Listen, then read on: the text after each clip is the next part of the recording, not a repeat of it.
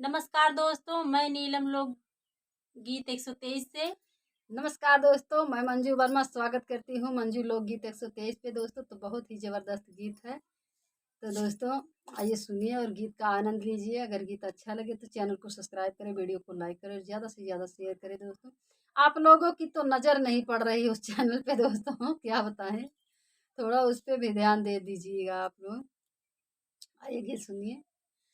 तीनों वचन पिया मन बहो तब अइबै गवनवा। तीनों वचन पिया मन बहो तब अइबै गवनवा। तीनों वचन पिया मन बहो तब अइबै गवनवा।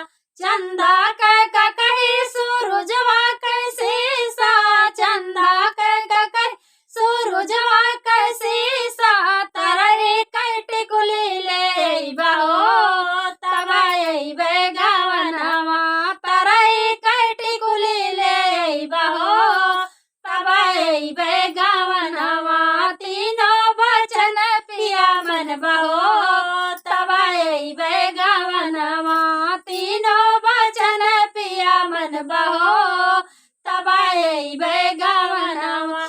हवा कैसाड़ी बतासा कैसाया, हवा कैसाड़ी बतासा कैसाया, पनिया कै चोली सियई बहो तब अइबै गवनवा। पनिया कै चोली सियई बहो तब अइबै गवनवा। तीनों वचन पिया मन बहो तब अइबै गवनवा।